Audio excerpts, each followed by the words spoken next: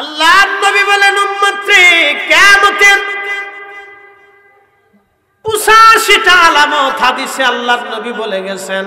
1 number, মানুষ আমানতের খেয়ানত করবে। 2 নম্বর, মানুষ নামাজ হত্যা করবে। 3 নম্বর, তালাকের সংখ্যা বেড়ে যাবে। 4 নম্বর, মানুষ মা বাবার সাথে নাফরমানি করবে। 5 নম্বর, স্ত্রীকে মহব্বতে পড়িয়া বাবা মা থেকে সন্তান জুদা হয়ে যাবে। 6 নম্বর, সমাজে বেহায়াপনা, প্রচুর পরিমাণে বেপর্দা বেহায়াপনা উলঙ্গপনা ছড়িয়ে যাবে। 7 নম্বর, নারীরা প্রকাশ্যে নাচানাচি করবে। আজকে তার বাস্তব প্রমাণ হলো টিকটক।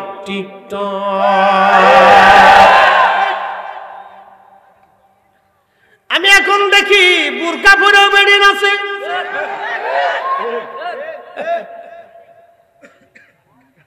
বুরকা পরেও বেরিয়ে আছে। বুরকার ইজ্জত শেষ করে দিয়েছে। আমার কিছু এটা কয়ে লাভ নেই তো, কারে কম করছে, অবস্থা খুব বিপদ। টিকটক বোরকা পরেও বেডিন আছে, বোরকা পরেও টিকটক বানান শুরু করছে। টিকটক প্রকাশ্যভাবে নারীরা নাচানাচি করবে, বেহাপনা বাড়বে, প্রকাশ্য মানুষ মদ পান করবে। ঠিকই আজ তাই চলতেছে। তালাকের সংখ্যা বেড়ে যাবে, পরকীয়ার সংখ্যা বেড়ে যাবে, জেনার সংখ্যা বেড়ে যাবে, প্রকাশ্য মানুষ জেনা করবে। জগন্নাথ জাহাঙ্গীরনগর আর ঢাকা ইউনিভার্সিটি থেকে শুরু করে আর কে পার্কে, আন্দরে বান্দরে সান্দরে, যেখানে সেখানে, আর সমুদ্রের পারে, আর নদীর ঘাটে, জায়গায় জায়গায় কাতি মাসের কুত্তা যেমন পাগল হয়, আমাদের দেশের পোলাপান এরকম পাগল হয়ে গেছে। কথা ক্লিয়ার না ভেজাল আছে ভাই? কিয়ামতের আলামত। কিসের আলামত? যারা বলেন কিসের আলামত? মানুষ প্রকাশ্যে ভাবে নেশা করতেছে, কিয়ামতের আলামত। কথা ঠিক কিনা? বড় বড় শহরগুলিতে প্রকাশ্যে নেশা হয়, কিয়ামতের আলামত। যদি আপনি চলে যান আদালতে যায় দেখবেন হাজার হাজার ডিভোর্স, শত শত ডিভোর্স সারা বাংলাদেশে। প্রত্যেক বছরে হাজার হাজার ডিভোর্স হয়। কাজী সাহেবকে জিজ্ঞেস করবেন, কাজী সাহেব বিয়ে পড়ান কেমন? কাজী জবাব দিবে, যেমনে পড়াই তেমনি ছাড়াই। ঠিক আছে, যেমনে পড়াই ছাড়াই। বলে দোষ কার? দোষ কারো না, দোষ হলো মোবাইলের। দোষ পুরুষেরও না, বেডুর না, দোষ হলো মোবাইলের। ভুলে মেসেজ চলে গেছে, ভুলে মেসেজ চলে গেছে, মেসেজ ডরপ করছে। মেসেজ এখন ডরপ করে, মেসেজ কি চলে যায়, ভুলে মেসেজ ডরপ করছে, মেসেজ ডরপ করছে। শোনেন, আমরা বেহাপনার একবার শেষ সীমা পর্যন্ত পৌঁছে গেছি। উপস্থিতি খুব মনোযোগ দিয়ে কথা শুনবেন। আল্লাহ নবী আরো বলে দিলেন, সারা পৃথিবীতে সুদ এমন ভাবে বাড়বে, আমার উম্মত সুদ থেকে মুক্ত হতে পারবে না। কেউ সরাসরি সুদের ব্যবসা করবে, কেউ সুদের সাথে লেনদেন করবে, কেউ সুদ লেখালেখি করবে, কেউ সুদ খাইতে উৎসাহিত করবে, যেমন এনজিও। কথা কন না, নাম কি? আল্লাহ নবী বললেন সরাসরি সুদ খাবে, যেমন একটা ব্যাংক, তারা একটা এনজিও। সরাসরি সুদ খাবে, না হয় সুদের কারবারি করবে, না হয় ব্যবসা করবে, আর না হয় সুদের সাথে বন্ধুত্ব করবে, আর না হয় লেনদেন করবে, আর নয় উৎসাহিত করবে। সারা পৃথিবীতে আমার উম্মতের মাঝে সুদ ছড়ায় যাবে। আমার উম্মত সুদ থেকে মুক্ত হতে পারবে না। সুদওয়ালার সাথে নয় আত্মীয়তা হবে, আর না হয় বন্ধুত্ব হবে, আর নয় সমাজ হবে, আর না হয় খাওয়া দাওয়া হবে, আর না হয় উঠা বসা হবে, আমার উম্মত কোনো না কোনো মাধ্যম দিয়া সুদের সাথে জড়ায় যাবে, কেউ সুদ থেকে মুক্ত হবে না। আল্লাহর নবী 1450 বছর আগে যা বলেছেন, ও সাদাকা রাসূলুহুন নবিয়্যুল হাবিবুল কারীম, আমার নবী একটা কথাও মিথ্যা বলে নাই। রাসূল যাহা বলেছে তাহাই হচ্ছে, আগামীতে তাহাই হতে থাকবে। কথা কোন ঠিক কিনা?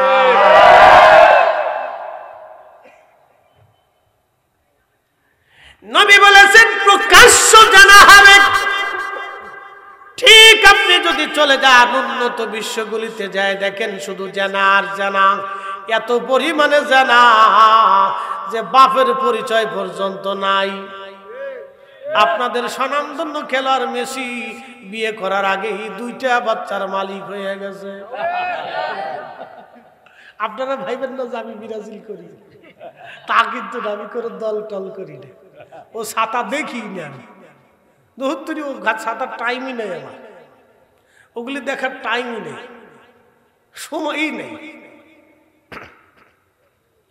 খুব মনোযোগ দিয়ে বিয়ে করার আগে 2 বাচ্চার মালিক হয়ে গেছে। এখন আপনারা বলেন ও হালাল জাদা না হারাম জাদা? হারাম দাদা। একসাথে বলেন হারাম দাদা। 1450 বছর আগে রাসূল যাহা বলেছে, সাদাকা রাসূলুহুম নবিয়্যুল হাবিবুল কারীম, নবী যাহা বলেছে পৃথিবীতে তাই হবে। কথা বলেন ঠিক না বেঠিক? এখান থেকে আমাদেরকে বাঁচতে হবে। কি করতে হবে? কথা কর না কেন? কি করতে হবে? কারণ যে মাটির উপরে বসে আছেন আগামী কালই মাটির নিচে ঘর হতে পারে। যে মাটির উপরে বসা আগামী কালই মাটির নিচে ঘর হতে পারে। আপনি কি মনে করেন আমাদের রাষ্ট্র সুদ থেকে মুক্ত? সুদের মালিকই ফসলতে বসাই দিচ্ছে, তো মুক্ত হয় কেমন? কি কথা কর না কেন? আমরা সবাই তো সমর্থন করছি, আমিও করছি, আপনিও করছেন, আরেকজনও করছে, সব দলই করছে, কোনো দল বাদ দিচ্ছে না। সবাইকে না উনি গণপ্রজাতন্ত্রী বাংলাদেশ সরকার বাদ দিয়ে ওখানে লেখা হবে ইসলামী প্রজাতন্ত্র বাংলাদেশ। ভালো কথা, এটা আমরাও চাই। হইলে আলহামদুলিল্লাহ। কি কথা কন না ঠিক কিনা? হইলে আলহামদুলিল্লাহ। কিন্তু বলেন ব্যাংকিং ব্যবস্থা কি বাংলাদেশ থেকে উঠানোর সুযোগ আছে? আমদানি রপ্তানি, গার্মেন্টস, এগুলি বন্ধ করার কোনো সুযোগ আছে? এগুলি বন্ধ করলে বাংলাদেশ চলবে? তার অর্থ হচ্ছে আমরা ইসলামিক কান্ট্রি ঘোষণা করতে পারবো, কিন্তু খুলাফায়ে রাশিদিন যেইভাবে ইসলামী খেলাফত প্রতিষ্ঠিত করেছিল এটা আমাদের পক্ষে আদৌ সম্ভব হবে না। কারণ বর্তমান সিচুয়েশনের যে ব্যাংকিং পদ্ধতি আছে, এই ব্যাংকিং পদ্ধতি আপনি বাদ দিতে কোনো মতেই পারবেন না। দিলে সারা বিশ্ব থেকে আপনি বিচ্ছিন্ন হবেন, ওয়ার্ল্ড ব্যাংক থেকে বিচ্ছিন্ন হবেন, জাতিসংঘ থেকে বিচ্ছিন্ন হবেন, সারা পৃথিবী থেকে আপনি আলাদা করে ছোট্ট একটা বাংলাদেশে 18 কোটির জনপদে এত মানুষের খাবারের খোরাক, ব্যবসা বাণিজ্য, চাকরি বাকরি, লেনদেন, আমদানি রপ্তানি কোনো কিছুই আপনি চালাইতে পারবেন। অতএব ব্যাংকিং পদ্ধতি আপনাকে রাখতেই হবে। এর অর্থ হচ্ছে 1450 বছর আগে রাসূল বলেছিলেন উম্মত সুদের সাথে জড়িয়ে যাবে। ঠিক আমার রাসূলের কথাই সত্য। একসাথে বলেন ঠিক না বেঠিক? রাসূলের কথা মিথ্যা হবে না, মিথ্যা হবে না। কিয়ামতের আলামত। যদি বলেন কিসের আলামত? কিয়ামতের আলামত। আমি এটা বুঝাইতে যে এগুলি বলছি। দল বেদল ওটা আপনাদের বিষয়। 500 টাকা হলে দেশের ভোট চেঞ্জ হয়ে যায়, ওইগুলি আমার কইয়ে লাভ নাই, বইলেও লাভ নাই। রাজনীতিটা আপনাদের ফাংশন, আপনাদের এলাকা ভিত্তিক বিষয়। এটা করার জন্য আমি আসিনি। আমি আসছি রাসূল যাহা বলেছিলেন আমি তাহা আপনাদের সামনে বলে দিয়ে গেলাম। মানা না মানা এটা আপনাদের ফাংশন। কথা কন ঠিক কিনা? আমল করা না করে এটা আপনাদের বিষয়। বলার দায়িত্ব আমার। ওরা মাহফিল সাজিয়েছে আমাকে বলার জন্য, এই জন্য বললাম। দেশে হাজার হাজার ডিভোর্স, হাজার হাজার ডিভোর্স, তালাকের সংখ্যা বাড়ছে।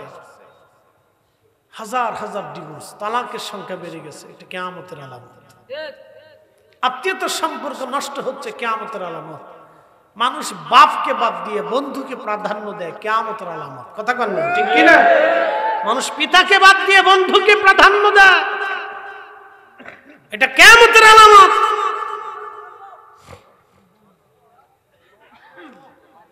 প্রিয় উপস্থিতি, আচ্ছা ওনার একটু সুযোগ দিই, আমরা একটু সুযোগ দিই, উনি একজন একটু সুযোগ দিই, উনি দেরিতে আসছে তো, উনি তো আমাদের একটা ভাই, কি করার আছে, এখান থেকে হয়তো ওনার কোনো রুটি রুজি আছে। একটু দূরে শুয়ে পড়ি। আল্লাহুম্মা সাল্লি আলা মাওলানা মুহাম্মাদ ওয়া আলা আলি সাইয়্যিদিনা। হয় না? আরো জোরে বলেন আল্লাহুম্মা সাল্লি আলা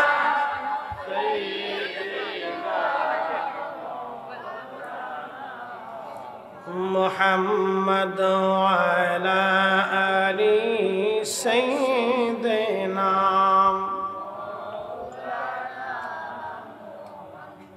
স্বপ্ন তো কতজন কত কিছুই দেখে, তো স্বপ্ন দেখলি তো হবে না। তো যাই হোক, যে কথা বলছিলাম যে আল্লাহর নবী 1450 বছর আগে যা বলছেন এটাই ঠিক হবে। কথা বলে ঠিক কিনা? রাসূল বলেছেন আরব আরব সবুজে পরিণত হবে। আল্লাহর নবী আরব নিয়ে আল্লাহর নবী নিঃশ্বাস ছেড়েছিলেন। আরব, আরবের প্রত্যেকটা ঘরে ঘরে ফিতনা ঢুকে যাবে। ঠিক আপনি যদি তাই দেখেন, দুবাই, কাতার, কুয়েত, বাহরাইন, আরবের উন্নত দেশগুলির প্রত্যেকটা ঘরে ঘরে ঘরে ঘরে ফিতনা ঢুকে গেছে।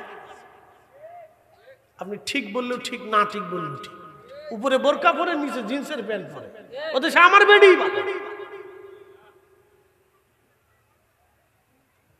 আমার বেডি বলো। যা দেখেন লোহিত সাগর, জেদ্দা, পথগুলিতে সাগরের পাড় দিয়ে ঘুরে যায় দেখেন আরব। যেই নারীরা বীর সন্তান জন্ম দিত, যেই দেশের নারীরা ওলি জন্ম দিত, যে দেশের নারীরা আলেম জন্ম দিত, যে দেশের নারীরা যোদ্ধা জন্ম দিত, সে দেশের নারীরা সমুদ্রের পাড়ে ঘুরে বেড়াচ্ছে। তার কি অবস্থা? কোথায় নামাজ, কোথায় জিকির, কোথায় হক, কোন সিস্টেম? আরবে জেনা ভরে গেছে। উচিত কথা বললে মহাইশক বাজার। আর এদের দেশে মৌলবীরা আমার দেশে এসে কালেমার ভিতরে ভাগাভাগি শুরু করে যে মুহাম্মদুর রাসূলুল্লাহ পাশাপাশি লেখা যাবে না। আরে বেটা, এই মুহাম্মদুর রাসূলুল্লাহ দিয়ে দিন পেয়েছি। মুহাম্মদুর রাসূলুল্লাহ না হলে আল্লাহ চিনতাম না, মুহাম্মদুর রাসূলুল্লাহ না হলে কোরআন পেতাম না, মুহাম্মদুর রাসূলুল্লাহ না হলে আযান পেতাম না, মুহাম্মদুর রাসূলুল্লাহ না হলে জান্নাত হবে না, মুহাম্মদুর রাসূলুল্লাহ না হলে ঈমান হবে না, মুহাম্মদুর রাসূলুল্লাহ না হলে ধর্ম হবে না, মুহাম্মদুর রাসূলুল্লাহ না হলে ইয়াকিন হবে না। মুহাম্মদুর রাসূলুল্লাহ শব্দ কালেমা থেকে যারা বাদ দিতে চায় সব কেটে ইহুদির দালাল। তাকবীর, আল্লাহু আকবার, নারে রিসালাত, ইয়া রাসূলুল্লাহ। নূর নবীর শত্রুরা হুঁশিয়ার সাবধান, দয়াল নবীর শত্রুরা হুঁশিয়ার সাবধান, নারে তাকবীর। প্রিয় নাজনগরবাসী, হাজরাতে গ্রাম মুফতি দ্রুত গতিতে তিনি ফতোয়া বোর্ড নিয়ে বসে গেলেন। তিনি লেখালেখি শুরু করে দিলেন। ফতোয়া বাদশাহ ফয়সালের কাছে সারা পৃথিবী থেকে সংবাদ আসে, বাদশাহ দ্রুত গতিতে আপনি ফয়সালা করেন। আমরাও সাহাবী রাসূল দেখতে চাই। 1450 বছর 1400 বছর পরে আমরা সাহাবী রাসূলের সাহাবী দেখতে চাই। 1400 না 1350। অথচ বিজ্ঞানের ব্যাখ্যা 24 ঘন্টা পরে পায়খানা রাস্তা দিয়ে পোকা আসবে। বিজ্ঞানের ব্যাখ্যা 17 দিনে পেট ফেটে মিসমার হবে। বিজ্ঞানের ব্যাখ্যা অনুযায়ী 2 মাসের মধ্যে গোশত গলি মাটির সাথে মিশে যাবে। আজকে 1350 বছর পরে একজন সাহাবী স্বপ্ন দেখায় আমাদের লাশ দ্রুত গতিতে সরায় নেন, আমাদের কষ্ট হচ্ছে। বাদশার কাছে চিঠি আসলো, মেইল আসতেছে, ফোন আসতেছে, আপনি দেরি করবেন, আমরাও দেখতে চাই। বিভিন্ন অঞ্চল থেকে ফোন আসে, ইরান থেকে, ইরাক থেকে, কুয়েত থেকে, কাতার থেকে, বাহরাইন, দুবাই, সৌদি, মিশর, সিরিয়ার থেকে, ফিলিস্তিন থেকে বড় বড় বাদশা, গভর্নররা ফোন দিচ্ছে, আমরাও আসবো, সাহাবী রাসূল আমরাও দেখতে চাই। কারণ 1400 বছর আগে সাহাবীরা কেমন ছিল সেটা আমরা দেখতে চাই। আমরা রাসূল দেখি নাই, কিন্তু সাহাবী দেখবো। 5 লক্ষ হাজি ছিল তৎকালীন সময়, 5 লক্ষ হাজি তৎকালীন সময়, একজন দুইজন না, 5 লক্ষ হাজি। আল্লাহু আকবার। রাজনগরবাসী খুব মনোযোগ দিয়ে শুনিয়া যান, হাজিরা আসবে। বাদশা ফয়সাল চিন্তায় পড়ে গেলেন। একদিকে সাহাবী তাগাদা দিচ্ছেন কবর সরানোর জন্য, অন্যদিকে দজলা কবর ভেঙে ফেলে দিয়েছে। সাহাবীর কষ্ট হয়, এই কবর কি করে সরানো যাবে, এখন কেমনে সরাই, কি করব। আবার বোর্ড বসে গেলেন, মুফতি সাহেব তিনি পরামর্শ দিলেন, বাদশা একটা কাজ করা যায়। কাজটা হলো, এই যে দজলা নদী যেই পারে কবর ভেঙে ফেলে দিয়েছে, ওই পাশটা আমরা সুন্দর করে সিমেন্ট দিয়ে ঢালাই করে আমরা একবারে পানির পাশটা ঘিরে ফেলে দিয়ে এই পাশের পানিগুলি ওই পাশে ফেলাই দিয়া আমরা ওই জায়গাটাকে শুকনা বানাই দেই। শুকনা বানানোর পরে আমরা এরপরে যখন মুসলমানরা ইরাকের বাগদাদে আসবে এবং সবাই আসার পরে আমরা একটা দিন তারিখ নির্দিষ্ট করে আমরা সাহাবী রাসূলকে এখান থেকে সরাই নেব। একসাথে বলা যাবে কি আল্লাহু আকবার। আরে 1450 বছর আগে রাসূল যা বললেন তাহা সত্য, কোরআন যাহা বলেছে তা সত্য। আল্লাহ বলেন, আল্লাযীনা আমানু ওয়া কানু ইয়াত্তাকুনা লাহুমুল বুশরা ফিল হায়াতিদ দুনিয়া ওয়া ফিল আখিরাহ। তেলের গাড়ি তেলে চলে,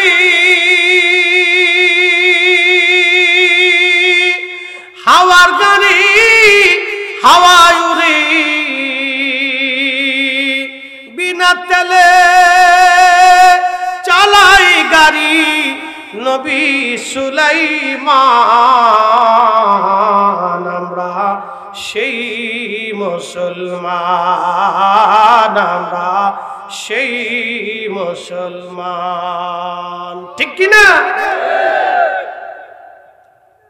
আমরা সেই মুসলিম। দেখেন 1933 সাল, পৃথিবীর এক বিশুদ্ধ ইতিহাস, আজকের কথা না, একবারে লক্ষ লক্ষ মানুষ তার সাক্ষী ছিল। সাহাবী রাসূল তো ওইভাবে ড্রেজিং সিস্টেম করে আপনার বেড়িবাঁধ তৈরি করে দিয়ে ভিতর থেকে পানি নিষ্কাশন করা, কবর শুকিয়ে দেওয়া হবে। হাস শেষে হাজার হাজার হাজি ধীরে ধীরে ধীরে ধীরে ইরাকের বাগদাদে ঢুকতে লাগলো। সালমান পার্ক, যেখানে সালমান ফার্সি রাদিয়াল্লাহু আনহু ঘুমিয়ে আছেন। এই সালমান ফার্সির 250 বছর হায়াত হয়েছিল, তিনি ইরাকের গভর্নর ছিলেন। আজকে শুনে যাবেন ইতিহাস, এগুলি আমাদের জানাটা খুব দরকার। ইতিহাস থেকে আমাদের শেখার অনেক কিছু আছে। আমরা মুসলিম কেমন ছিল, আমাদের পূর্ববর্তী মুজাহিদরা কেমন ছিল, আমাদের পূর্ববর্তীরা কেমন ঈমান ইয়াকিনের অধিকারী ছিল, এগুলি শুনলে আমাদের ঈমান বাড়ে। কথা কোন ঠিক কিনা? আমাদের ঈমান কি হয়? বাড়ে। ঈমান মজবুত হয়, দৃঢ় হয়, যে না আমি সঠিক আকীদা বিশ্বাস ও দ্বীনের উপরে আছি, আমি সঠিক আকীদা বিশ্বাস ও দ্বীনের উপরে আছি। এটা শুনলে আমাদের ঈমান মজবুত হয়।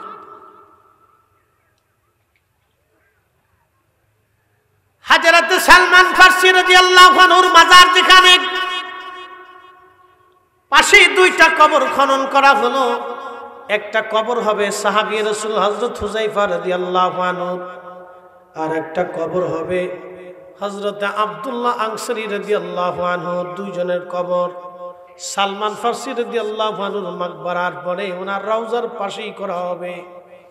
সালমান ফারসি উনি ইরান দেশের মানুষ ছিলেন, 250 বছর পর্যন্ত পৃথিবীতে বেঁচে ছিলেন। তিনি সাহাবী রাসূল ইন্তেকাল করার আগে উনি ইরাকের গভর্নর ছিলেন। মাসে 6000 টাকা বেতন পেতেন, তৎকালীন সময়ে 6000 দিরহাম। এই 6000 টাকা বেতন পাওয়ার সঙ্গে সঙ্গে পরের দিন সব গরিব মানুষের মধ্যে বন্টন করে দিতেন। উনি এত বড় আশিকে রাসূল, ইন্তেকাল যখন করবেন তিনি কান্নাকাটি শুরু করে দিলেন। লোকেরা বলল, হুজুর আল্লাহর নবী আপনাকে খুব ভালোবাসতো, কি জন্য আপনি কান্না করেন? সাহাবী রাসূল ডাক দিয়ে বলতেছিলেন, হে আমার সাথীরা, আমার রাসূলের সামনে কিয়ামতের ময়দানে আমি কোন চেহারা নিয়ে দাঁড়াবো আমার লজ্জা করতেছে। যদি রাসূল আমার উপর বেজার হয়, আমি সালমান ফারসির জিন্দেগি বরবাদ হয়ে যাবে, জিন্দেগি বরবাদ হয়ে যাবে। লোকেরা বলল, হুজুর কেন কান্না করেন আপনি? বলে, দেখো আমার নবী ইন্তেকালের সময় সমস্ত সম্পদগুলি তিনি আল্লাহ রাস্তায় দান করে কবরে চলে গেছে, কিছুই তিনি রেখে যান নাই, শুধু এলেমটা তিনি ওয়ারিস সূত্রে রেখে গেলেন। তার কলিজার টুকরা দৌহিত্র হাসান হুসাইনের জন্য তিনি তেমন কিছু রেখে যান নাই। অথচ আমি সালমান ফারসির কত সম্পদ আজকে জমা হলো, এত সম্পদ নিয়ে কবরে যদি চলে যায়, মেহশরের মাঠে রাসূলের সামনে কোন চেহারা নিয়ে দাঁড়াবো? বলে, কি সম্পদ আপনার জমা হয়েছে? রাজনগরবাসী খুবই মনোযোগ দিয়ে আপনারা শুনে যাবেন। আক্কলের বাজারের এলাকার মুসলমান সালমান ফারসি বলতেছিলেন, ও আমার আল্লাহর বান্দারা, আমার সাথীরা, আমার একটা পাগড়ি জমা হয়ে গেছে, আমার একটা জুব্বা জমা হয়ে গেল, আমার একটা আবা, জুব্বার উপরে যে আবাটা গায়ে দেওয়া এটার নাম আবা, আমার একটা আবা জমা হয়ে গেল, আমার একটা কাঠের লাঠি জমা হয়ে গেল, আমার একটা পানির পেয়ালা, একটা কাঠের পানির পেয়ালা জমা হয়ে গেল, আমার একটা বাসন, কাঠের একটা বাসন আমার জমা হয়ে গেল। চিন্তা করবেন, দালিকা লিমান খাশিয়া রাব্বা, তার আল্লাহকে কি করে ভয় করতেন? একটা কাঠের বাসন, একটা কাঠের পেয়ালা, একটা কাঠের লাঠি, একটা পাগড়ি, একটা জুব্বা, একটা আবা, এই সামান্য সম্পদ জমা হতে উনি হাওয়া করে কাঁদতেছে, আমি আল্লাহ রাসূলের সামনে কোন চেহারা নিয়ে দাঁড়াবো? এত কিছু জমা হয়ে গেল আমার।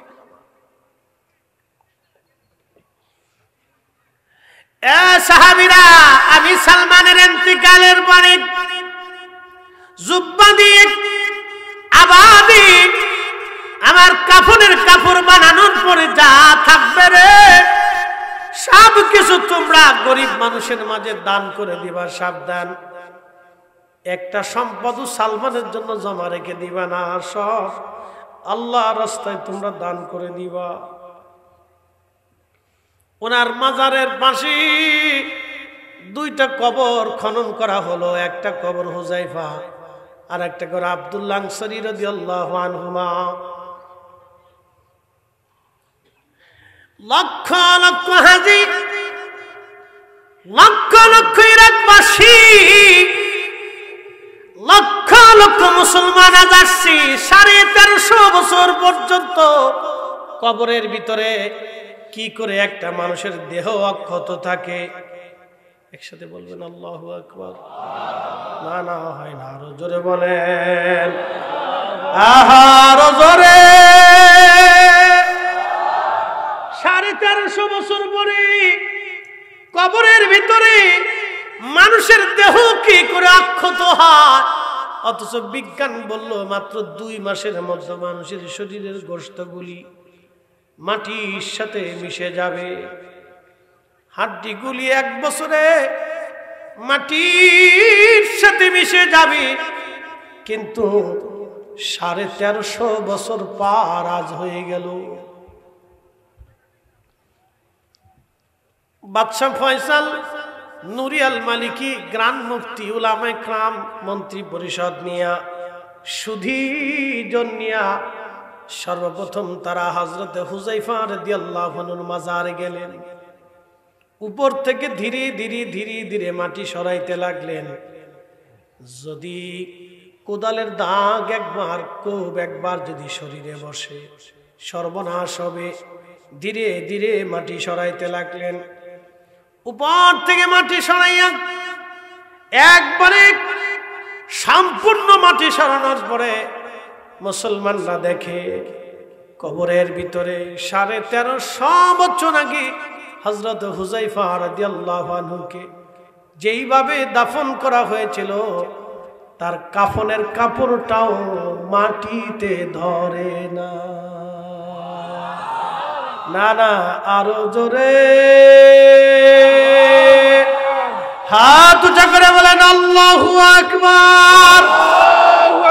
আল্লাহ আছে, আছে, আখিরাত আছে, ফেরেশতা আছে, দ্বীন আছে, কবর আছে, জান্নাত আছে, জাহান্নাম আছে, হাসরের বিচার বসবে, ফেরেশতা আছে, মুনকার নাকির, কিরামান কাতিবিন, নবীরা ছিল।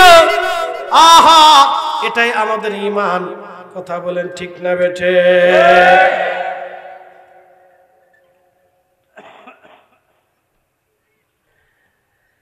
হযরত হুযায়ফা রাদিয়াল্লাহু আনহুর কবর থেকে ক্রেন দিয়ে মাটি সহ উঠিয়ে যখন আনা হলো, সমস্ত মাটিগুলি সরাইয়া খাটিয়ার উপরে যেই কাফনে 1350 বছর আগে দাফন করা ছিল ওই কাফনের ভিতরেই ওনাকে রাখা হলো। দেখা যাচ্ছে ওনার কাফন এবং দেহ থেকে 1350 বছর বড় আল্লাহর জান্নাতের ঘেরান আসে। যদি মনে করেন কি করে সম্ভব, বাস্তবতা থেকে একটা প্রমাণ আজ দিয়ে যাচ্ছি, আমি নিজে তার সাক্ষী। ওই মালিকের হাতে জীবন, ওই মালিকের হাতে আমার মরণ। এবছরে হজ শেষ করে মদিনায় সময় মাত্র 8 দিন, 5 8 40 ওয়াক্ত নামাজ। মদিনাতে 40 ওয়াক্ত নামাজ হাজিরা পড়ার চেষ্টা করেন। যদিও হাদিসের সনদ দুর্বল, নবী বলেছেন আমার মদিনাতে 40 ওয়াক্ত নামাজ যদি আমার মসজিদে কেউ জামাতের সাথে একাধারে 40 ওয়াক্ত নামাজ পড়ে, আমার মালিক তার নাম মুনাফিকের খাতা থেকে কেটে দিয়ে ইমানদারের খাতায় নাম লিখে দিবে। হাদিস দুর্বল কিন্তু কথা সত্য। খুব মনোযোগ দিয়ে শেষের দিন, তার আগের দিন আমার মনটা বারবার কাঁদতেছিল আমি উহুদে যাব, যেখানে আমার রাসূল বিশ্রাম করেছিলেন। উহুদে দন্ত মোবারক শহীদ হয়েছিল। ওইখানটা যাওয়ার জন্য দিনের ভাগে গেলাম। আপনাদের বিশ্বনাথ ওই যে কামিল মাদ্রাসার প্রিন্সিপাল সাহেব হুজুর ছিলেন, ফেন্সুগঞ্জের ভাইস প্রিন্সিপাল সাহেব হুজুর ছিলেন। একই রুমের মধ্যে আমরা হজ করেছি একই সাথে। আল্লামা সাহেব কেবলা ফুলতুলি রাহমাতুল্লাহি আলাইহির অন্যতম মুহিব্বিন খলিফা ছিলেন ওনার আব্বাজান বিশ্বনাথ আলিয়া মাদ্রাসার প্রিন্সিপাল সাহেবের বাবা। খুব মনোযোগ দিয়ে একই সাথে একই রুমে 40 দিন আমরা একসঙ্গে কাটিয়েছি হজের সময়। আমি উত্তম সাথী ওনাদেরকে পেয়েছিলাম, অত্যন্ত আশিকে রাসূল ওনারা 2 জন। একই সঙ্গে উহুদে গিয়েছি, একই সঙ্গে বদরে গিয়েছি, অনেক জায়গা গিয়েছি, মদিনাতে, মক্কাতে, হেরেমে। খুব মনোযোগ দিয়ে তো রাতের আধারে গেলাম, চিন্তা করলাম দিনে তো বহুবার গেলাম, রাত্রিবেলা একবার একটু ঘুরে আসি। তার কাটার বেড়া কাটা ছিল, যেই ফাঁকা জায়গা উহুদে নবীজি বিশ্রাম করেছিলেন ওই জায়গাটা সিমেন্ট দিয়ে ঢেকে রেখেছে। এবং সুন্দর করে জানালার মতো একটু কাটা রেখে দিয়েছে, ভিতরে কেউ ঢুকতে পারে না, কিন্তু পাশে যাওয়া যায়। আমরা রাত্রিবেলা হেঁটে হেঁটে উঠলাম, 4-5 জন আলেম। আর একজন আলেম ছিলেন, তিনি লন্ডন থাকেন। আমার ওই ভাইটাও ছিলেন, তার নাম গজনবী। খুব মনোযোগ দিয়ে আমরা 4-5 জন আলেম আপনাদের সিলেটের মাওলানা মাইনুদ্দিন আহমদ জালালাবাদী সাহেবের খোঁজ কাফেলায় গিয়েছিলাম। বন্ধু খুব মনোযোগ দিয়ে, উনিও সাথে ছিলেন। রাত্রিবেলা যখন ওইখানে আমরা ঢুকলাম, মালিকের হাতে আমার জীবন। ওই আল্লাহর কসম করে বলতেছি, বাতাস থেকে সুঘ্রাণ আসতে লাগলো। পৃথিবীর কোন আতরে সুঘ্রাণ আপনি পাবেন না, কোটি টাকা দিলেও এই সুঘ্রাণ আপনি পাবেন না। বাতাসের মধ্যে সুঘ্রাণ শুধু ভেসে ভেসে আসতেছে। আমরা চিন্তিত, ব্যাপার কি, এত ঘ্রাণ কোথা থেকে আসে? যেইখানে আল্লাহর নবী ফাঁকা জায়গাতে বিশ্রাম করেছিলেন, ওইখানটা তো সিমেন্ট দিয়ে লাগানো, শুধু জানালার মতো কাটা। মাথা ঢুকাইয়া ভিতরে যখন নাক লাগাইলাম, দেখি আল্লাহর নবী যেখানে বিশ্রাম নিয়েছিলেন 1450 বছর পরে, সেখান থেকে এখনো জান্নাতের ঘেরান পাওয়া যায়। আমরা এখানে স্থির থাকতে পারি নাই, আমরা এতগুলি আলেম ওইখানে এশার নামাজ পড়লাম, ওইখানে মিলাদ শরীফ পড়লাম, জিকির করলাম, দোয়া করলাম। এত সুঘ্রাণ পৃথিবীর কোনো আতরে হবে না। আমার রাসূল সত্য, নবী যেটা বলেছেন এটা সত্য, সাহাবীরা সত্য, কুরআন সত্য। আখিরাতের ময়দানে দাঁড়াইতে হবে, কোনো চিন্তা নাই। হে রাজনগরবাসী, মাঝে মধ্যে আমরা ভুলে যাই আল্লাহর কথাগুলি ভুলে যাই। আমরা ভুলে যাই, ভুলে গেলে চলবে না। স্মরণে বরণে রাখতে হবে, ভুলে গেলে চলবে না। 1450 বছর পরে এখনো সেখান থেকে সুঘ্রাণ আসে। যদি কোনোদিন নসিব হয়, রাত্রিবেলা যাবেন উহুদের ওইখানে, নীরবে নিভৃতে চুপচাপ যে বসবেন, দেখবেন আল্লাহর বেহেশতের ঘ্রাণ অটোমেটিক বাতাসে ভেসে ভেসে ভেসে ভেসে ভেসে ভেসে ভেসে আসতে থাকবে। এখনো আল্লাহু আকবার। আপনার শরীর স্থির থাকতে পারবেন না ততক্ষণ, এত সুন্দর ঘ্রাণ আসে বাতাসে। আর রাতের যারা মদিনাতে গেছেন, মদিনার আবহাওয়া তো অত্যন্ত চমৎকার।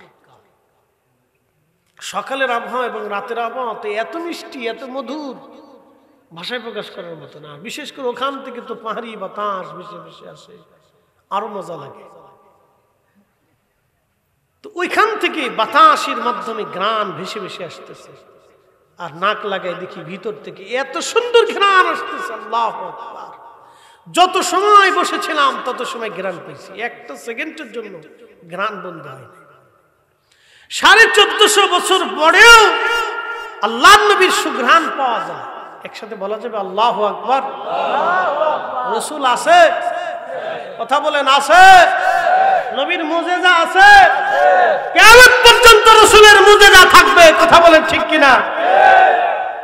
আল্লাহর দ্বীন সত্য, আমার রাসূল সত্য, এটাই সত্য।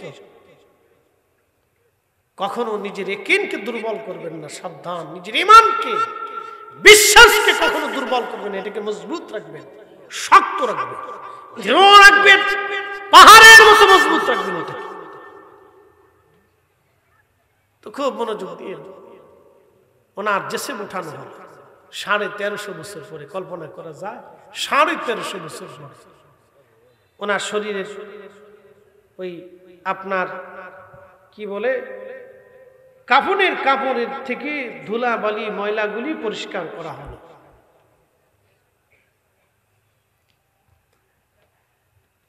বিজ্ঞানীরা আসছে, বড় বড় ডাক্তার এবং ডক্টর যারা ছিল তারাও আসছে।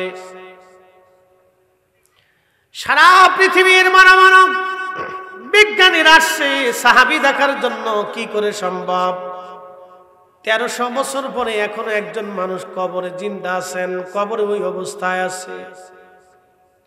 সবাই এসে হাত ধরে দেখে হাতের ব্লাড সার্কুলেশন, রক্ত সঞ্চালন তখনও চলে। কি আসতে হয়ে গেল না সুবহানাল্লাহটা? মানুষ মারা গেলে রক্ত সঞ্চালন বন্ধ হয়ে যায়, শরীর ঠান্ডা হয়ে যায়। কিন্তু সাহাবী রাসূল হুযায়ফা রাদিয়াল্লাহু আনহুর শরীর তখনও গরম। জোরে জোরে জোরে জোরে জোরে। আর আমাদের শরীর থেকে 24 ঘন্টা কি বের হয়? পোকা পোকা পোকা পোকা। কারণ ইরজি ইলা রাব্বিকি রাদিয়াতাম মারদিয়া, এই ইবাদত আমরা করতে পারি না। ফাদখুলি ফি ইবাদি ওয়াদখুলি জান্নাতি। কোরআনের আয়াতের এই মর্মটা আমরা নিজেরা আদায় করতে পারি নাই, যার কারণে আমরা মরার পরে পায়খানা রাস্তা দিয়ে পচা পোকা বের হয়ে সারা শরীরে দুর্গন্ধ ছড়িয়ে যায়। কল্পনা করতে পারবেন যে 1300 বছর পরেও একটা মানুষের শরীর ব্লাড সার্কুলেশন চলতেছে, তখনও তার শরীর গরম, তার চেহারা তখনও নুরানি, ঠোঁট তখনও জিন্দা, চোখ তখনও জিন্দা, কান তখনও জিন্দা, চুল তখনও তাজা, মাথার চুল তাজা, দাড়ি তাজা, ভুরু তাজা, ত্বকগুলি তখনও তাজা, তার শরীরের সৌন্দর্য তখনও সুন্দর। একসাথে বলা যাবে আল্লাহু আকবার। ঈমান তাদেরকে শ্রেষ্ঠের শ্রেষ্ঠত্ব আসনে আসীন করেছে সহবতের রাসূল।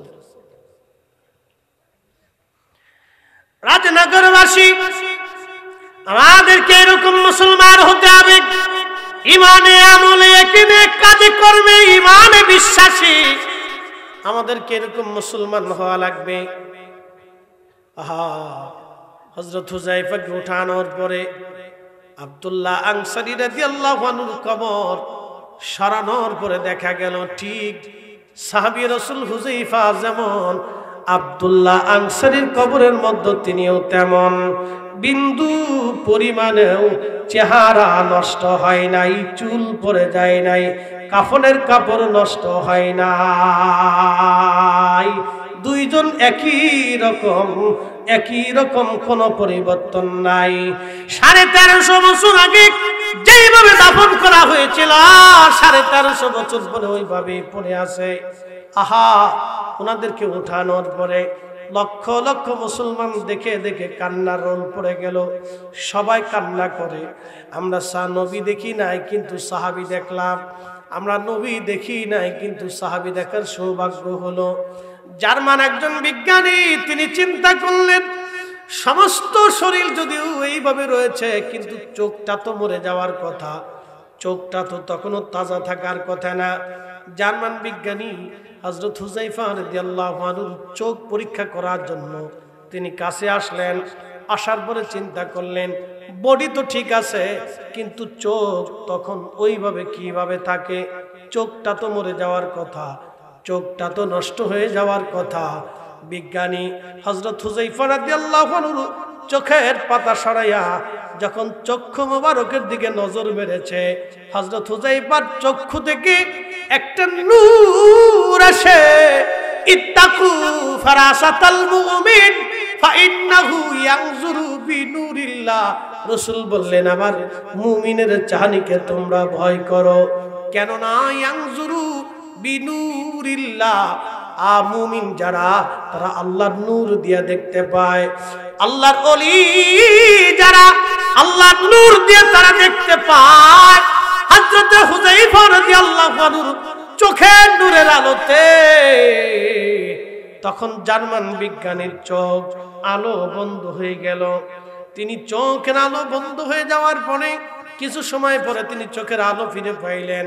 গ্রান মুফতির হাত ধরে বললেন মুফতি আর বোঝার বাকি নাই, যেই ঈমান, যেই ইয়াকিন, যেই কালেমা, যেই কোরআন, যেই সুন্নাহ, যেই নবী আনিত বিধানের উপরে বিশ্বাস স্থাপন করার কারণে, ঈমান আনার কারণে একজন মানুষ 1350 বছর পর্যন্ত মাটির নিচে এইভাবে থাকতে পারে। অক্ষত থাকতে পারে। আমার আর বুঝার বাকি নাই, আমি জার্মান চক্ষু বিজ্ঞানী।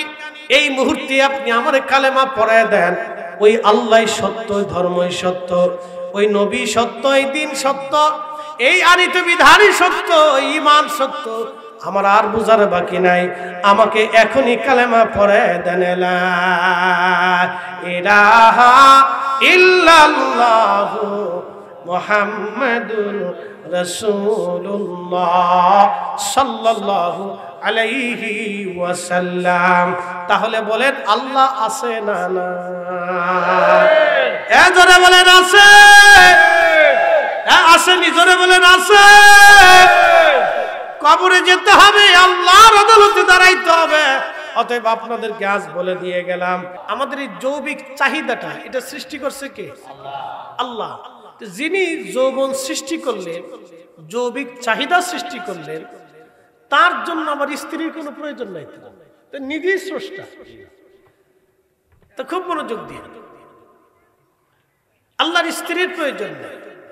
কোটি কোটি আদম, কোটি কোটি জিন, কোটি কোটি ফেরেশতা, কোটি কোটি জীব যিনি সৃষ্টি করলেন, তার ছেলে সন্তানের প্রয়োজন নেই। লাম ইয়ালিদ ওয়া লাম ইউলাদ, তিনি জন্ম নেন না, জন্ম দেন না, তিনি সৃষ্টি করেন। তো খুব মনোযোগ দিবেন, এই পয়েন্টগুলি খুব অত্যন্ত দামি, আমাদেরকে বুঝতে হবে। আমাদের শিখার জন্য অনেক কিছু আছে, এখান থেকে বুঝে যাবে। আমাদের জীবন চলার পথে এখান থেকে অনেক কিছু বোঝার আছে। তো মনোযোগের সাথে আপনারা বুঝবেন। আমি কোনো ধর্মকে খাটো করে কথা বলি না, এটা আমার আদতের বাহিরে। আমার হিন্দু ভাইরা আমাদের দেশে আছে, খ্রিস্টীয় ভাইরা আছে, ইহুদি ধর্মের আছে, শিখ ধর্মের আছে, নাস্তিক আছে, সব ধর্মের বসবাস আমাদের দেশে কম বেশি আছে। যারা সনাতন ধর্মের আছে, তার একটা বিশ্বাস সে বেঁচে আছে, তাকে মন্দ বলার আমার কিছু নাই। যদি আল্লাহ তাকে আমাদের দিকে কখনো নিয়ে আসেন, সেটা আল্লাহর ইচ্ছা, জোর করে আনার কি কোনো সুযোগ আমাদের নাই। তো মনোযোগ দিয়ে, লা ইলাহা ইল্লাল্লাহ, আল্লাহ ছাড়া কোনো মালিক নাই। একসাথে বলেন, মালিক নাই, খালিক নাই, রব নাই, স্রষ্টা নাই। তিনি একসাথে, একটু অ্যাটেনশন, মনোযোগ দিয়ে এই কথাটা খুব মনোযোগ দিবেন। একসাথে ষষ্ঠ আসমান, সপ্ত জমিন, ভূমণ্ডল এবং নভমণ্ডল, তাম সৃষ্টির মধ্যে যত সৃষ্টি আছে, গ্রহ, নক্ষত্র, সূর্য, তারা, চাঁদ, পৃথিবীতে 4 লক্ষ প্রজাতির জীব এবং জীবন আছে।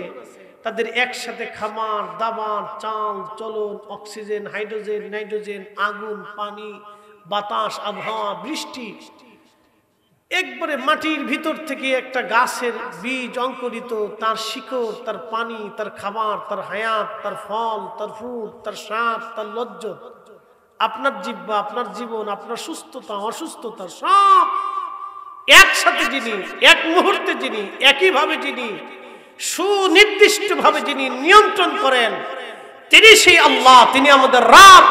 একসাথে বলেন আল্লাহু আকবার। কোনো সন্দেহ নাই।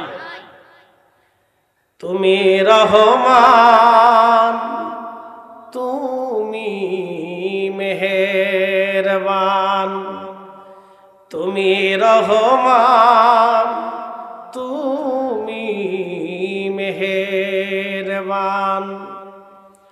অন্ধ গাহে না শুধু তোমারি গুণগান, অন্ধ গাহে না শুধু তোমারি গুণগান, বুঝেও বুঝে না তবু শান। তুমি রহমান, তুমি মেহেরবান।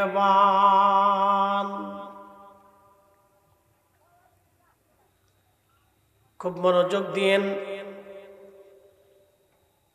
খুবই মনোযোগ দিবেন। আক্কলের বাজারের মুসলমানেরা, রাজনগরবাসী, রব্বুল আলামিন যিনি সুনির্দিষ্টভাবে সুপরিকল্পিতভাবে তামাম সৃষ্টিগুলি যিনি একইভাবে নিয়ন্ত্রণ করেন তিনি আমার আল্লাহ। আমার রব আমাদেরকে ডাক দিয়ে বলেন, হে আমার বান্দারা শোনো, আলাম তারা আন্নাল্লাহা ইয়াসজুদু লাহু মান ফিস সামাওয়াতি ওয়া মান ফিল আরদ। আমার রব ডেকে বলতেছে, হে বান্দা, আমি আমার রসুলকে ডাক দিয়ে বললাম, হাবিব আপনি কি লক্ষ্য করেন নাই আসমান জমিনের মধ্যে যাহা কিছু আছে সব কিছু আমি আল্লাহকে সেজদা দেয়। একবার জোরে বলা যাবে কি আল্লাহু আকবার।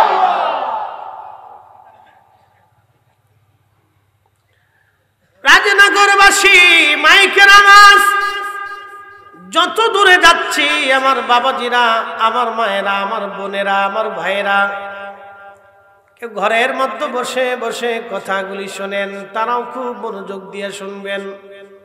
আল্লাহর পবিত্র কালামের একটা কথাও কোনোদিন মিথ্যা হয় নাই, কখনো আর মিথ্যা হবে না। আমার রব বলে দিয়েছেন, লা তাবদীলা কালিমাতিল্লাহ। আমি রব যেটা বলেছি আমার কালামের আর কোনো পরিবর্তন নাই, সংযোজন নাই, বিয়োজন নাই, কিছুই নাই। আমি যাহা বলেছি তাহাই ঠিক। বলে কেমন? খুব মনোযোগ দিবেন। 1450 বছর আগে কোরআন শরীফ আল্লাহ বলে দিলেন, হুজুর আপনি উম্মতকে জানান, কুল্লু নাফস, এমন কোন জীবন নাই, দাইকাতুল মউত, ওই জীবনের মৃত্যু না হবে। বর্তমান পৃথিবীতে 4 লক্ষ প্রজাতির জীব এবং জীবন আছে, একটা দুইটা না, 4 লক্ষ প্রজাতির জীব এবং জীবন আছে। আল্লাহু আকবার। এমন কোন জীব নাই তার মৃত্যুর স্বাদ না নিতে হবে। আপনার বাড়ির বিড়াল, আপনার বাড়ির কুকুর, আপনার বাড়ির গরু, আপনার বাড়ির মুরগি, আপনার বাড়ির কবুতর, আপনার পুকুরের মাছ, বনের পশু, আকাশের পাখি, সৃষ্টির মধ্যে যত জীবন আছে সব জীবনকে মরণের স্বাদ নিতে হবে। আল্লাহ বলে দিলেন, হাবিব উম্মতকে জানান, এই মৃত্যু থেকে কেউ পালাইতে পারবে না। এ রাজনগরবাসী, 1450 বছর আগে আল্লাহর কোরআনে আল্লাহ যাহা বললেন, একটা সেকেন্ডের জন্য তাহা ভুল হয় নাই। আমার রব আরো বলে দিলেন, হে আমার উম্মত তোমরা শুনে নাও, কুল, হুজুর আপনি বলে দেন, ইন্নাল মাউতাল্লাযী তাফিরুনা মিনহু, নিশ্চয় মানুষেরা এবং অন্যান্য প্রাণীরা সবাই মৃত্যু থেকে পালানোর চেষ্টা করে। অসুস্থ হলে ডাক্তার দেখান, কবিরাজ দেখান, অপারেশন করান, ভারতের ডাক্তার দেখান, তা না হলে সিঙ্গাপুর, তা না হলে আমেরিকা। পৃথিবীর সবচেয়ে বড় ডাক্তার মানুষ দেখায় বেঁচে থাকার জন্য, কিন্তু না, বাঁচতে পারে না। বিড়াল কুত্তা থেকে পালায়, কুকুর বাঘ থেকে পালায়, আর সর্প বেজি থেকে পালায়, অন্যান্য প্রাণীরা সাপ থেকে পালায়, বাঘ হায়না থেকে পালায়, হায়না বাঘ থেকে পালায়, মহিষ বাঘ থেকে পালায়, মহিষ দেখে অন্য প্রাণী পালায়, সবাই শুধু পালায় পালায় পালায়।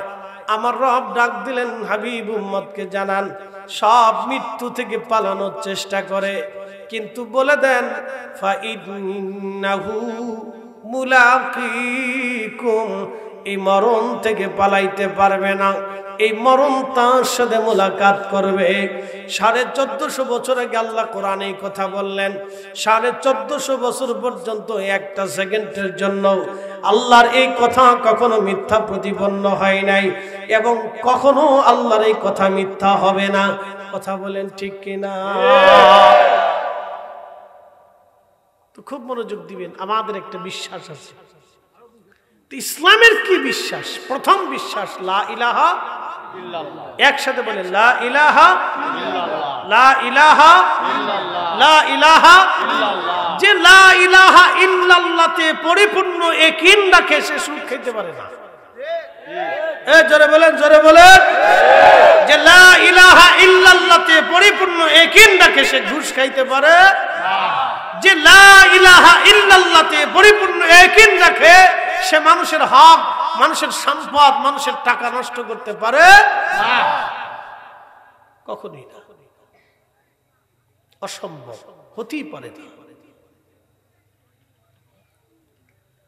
প্রিয় রাজনগরবাসী, সাহাবীদের জীবন থেকে যদি আপনি দেখেন, সাহাবীদের চরিত্র যদি আপনি দেখেন, একজন সাহাবীর নাম হযরত ওমর রাদিয়াল্লাহু তাআলা আনহু, খলিফাতুল মুসলিমিন ছিলেন, সারা পৃথিবীর খলিফা ছিলেন তিনি। বর্তমানে Iran, Iraq, Oman, Yemen, Saudi Arab, Kuwait, Qatar, Bahrain, Dubai, Jordan, Syria, Lebanon, Libya, Tunisia, Algeria, Sudan এবং আপনি যদি দেখেন মিশর, মরক্কো, পৃথিবীর বিরাট অংশের একজন খলিফা। বাংলাদেশের অন্তত প্রায় 400টা দেশ এক জায়গা করলে যত বড় হবে, হযরত ওমর ছিলেন তত বড় দেশের খলিফা। একবার জোরে বলা যাবে কি আল্লাহু আকবার? তত বড় দেশের খলিফা ছিলেন তিনি। কিন্তু তিনি ধুলার তখ্তে বসে খেলাপথ চালাইতেন। সৈন্য সামন্ত ছিল না, পাহারা দেওয়ার কেউ ছিল না, একটা লাঠি নিয়ে ঘুরতে, খেজুর গাছের নিচে শুয়ে থাকতে, কল্পনাও করতো না তিনি খলিফাতুল মুসলিমিন ওমর। ধুলার তখ্তের উপরে যেন আল্লাহ রাসূল বলেন, ফালাইকুম বিসুন্নতি, তোমরা আমার সুন্নাহকে অনুসরণ করবে, ও সুন্নাতিল খুলাফায়ে রাশিদিন আল মাহদিন, তোমরা আমার খুলাফায়ে রাশিদিনকে ফলো করবে। একসাথে বলা যাবে আল্লাহু আকবার, আল্লাহু আকবার। খুলাফায়ে রাশিদিনকে ফলো করবে।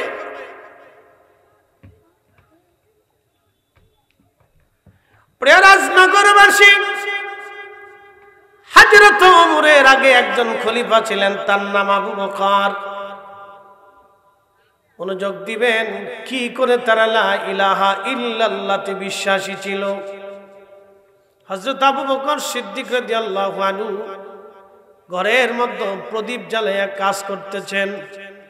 এমন সময় একজন মেহমান ওনাকে সালাম দিলেন, আসসালামু আলাইকুম ওয়া রাহমাতুল্লাহি ওয়া বারাকাতুহু ইয়া আমিরাল মুমিনিন। হযরত আবু বকর বললেন, কে? ভিতরে আসেন। ভিতরে যখন ঢুকলেন, সাথে সাথে হযরত আবু বকর বাতি বন্ধ করে দিলেন, আবার নতুন একটা বাতি জ্বালাইলেন, চেরাগ জ্বালাইলেন। আগে তো এরকম বৈদ্যুতিক পাখানা, বৈদ্যুতিক বাতি না, আমাদের প্রত্যেকের ঘরে ঘরে কেরোসিনের বাতি ছিল, কি ঠিক কিনা? ঠিক। কেরোসিনের বাতি। এখন তো সারা রাজনগর ঘুরলে কেরোসিন পাওয়া বিরাট মুশকিল হবে। বাংলাদেশে যদি একটানা 15 দিন কারেন্ট বিদ্যুৎ না থাকে তো বাংলাদেশে হইচই লেগে যাবে, কেরোসিনের দুর্ভিক্ষ লাগবে। কেরোসিনের দুর্ভিক্ষ, কেরোসিনের দেশে নাই, খুঁজেই পাওয়া যায় না। বাতি জ্বালাইয়া খলিফাতুল মুসলিমিন নতুন আরেকটা বাতি জ্বালাইলেন। ভালো করে বুঝবেন, নতুন বাতি যখন জ্বালাইলেন, মেহমান ডাক দিয়ে বলেন, ইয়া আমিরাল মুমিনিন, আগে তো বাতি জ্বলতেছিল, আগের বাতি কেন বন্ধ করে দিলেন? নতুন বাতি কেন আপনি চালাইলেন? খলিফা ডাক দিয়ে বলতেছে, আল্লাহর বান্দা, তুমি আমার মেহমান। আগের বাতি ছিল সরকারি বাতি, এই বাতির তেল ছিল বাইতুল মাল থেকে আমার জন্য বরাদ্দ, ওই বাতিটাও বাইতুল মাল থেকে আমার জন্য বরাদ্দ। ওই বাতির কাজ ছিল, ওই বাতি দিয়ে খেলাপথের কাজ আমি করতাম, রাষ্ট্রের কাজ করতাম। আর এখন যেই বাতি জ্বালাইলাম এটা আমার ব্যক্তিগত বাতি, কারণ তুমি তো রাষ্ট্রের মেহমান না, তুমি আমার ব্যক্তিগত মেহমান। ব্যক্তিগত মেহমানকে রাষ্ট্রের বাতি দিয়া, রাষ্ট্রের চেরাগের তেল খরচা করে আমি আমার ব্যক্তিগত মেহমানের সাথে সময় ব্যয় করতে পারি না। তার প্রয়োজনে রাষ্ট্রের অর্থ আমি নষ্ট করতে পারি না। আমি আবু বকর যদি আজকে দুনিয়ার তোমার আমি নিজের ব্যক্তিগত মেহমানকে যদি বাইতুল মালের অর্থ দিয়ে যদি আমি মেহমানদারি করি, আমি আবু বকর কিয়ামতের ময়দানে আল্লাহর কাছে কি জবাব দিব? অথচ সেই দিন তিনি মালিক ইয়াউমিদ্দিন, বিচার দিনের মালিক। একবার জোরে বলা যাবে কি আল্লাহু আকবার। তেলের গাড়ি তেলে চলে,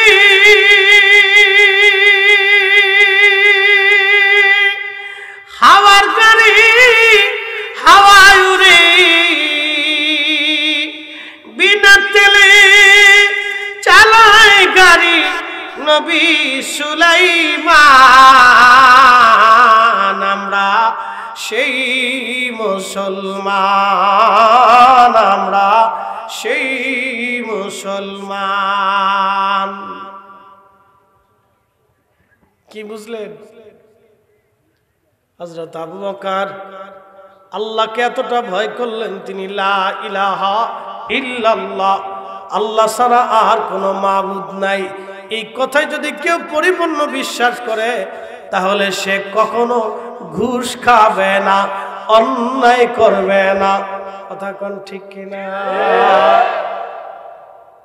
এখন আপনি হিসাব করেন তো, আপনি পরিপূর্ণ বিশ্বাস করেন কিনা, একিন আছে কিনা আমাদেরকে চিন্তা করতে হবে। এই চিন্তাটা আপনার মগজে আমি দিয়ে গেলাম, এটা আমাকে বুঝতে হবে। এই বাজারের অনেক ব্যবসায়িক আছে, অনেক মানুষ আছে বাকি আনছে দোকানের সামনে দিয়ে, এখন আর যায় না। ঠিক আছে, বলে বাকি আনছে দোকানের সামনে দিয়ে যায় না। ওই দোকানদার এখনো শত্রু হয়ে গেছে। কি হয়ে গেছে? শত্রু হয়ে গেছে। অনেকে বাকি নিছে, দোকানের সামনে দিয়ে যায় না। এই যে এইগুলিকে ইসলাম বলে না, দিন কাকে বলে বুঝে যাবে না। আপনাদেরকে বুঝাই দিয়ে যাই, ফরিদি সাহেবের মাথায় পাগড়ি, গায়ে জুব্বা, সুন্দর সামনে জায়নামাজ, দস্তরখানা বিছাইয়া, সামনে দিয়া হলো খাবার।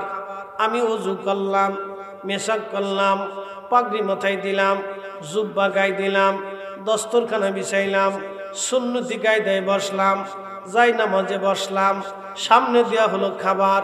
গোশতের নাম শুয়োরের গোশত, আর সাথে আছে রুটি। শুয়োরের গোশত কালাবোনা করিয়া ফ্রাই করে রান্না করে খুব মজা করে আপনার সামনে দেয়া হলো। আমার মাথায় পাগড়ি, টুপি, জুব্বা, পাগড়ি সব আছে।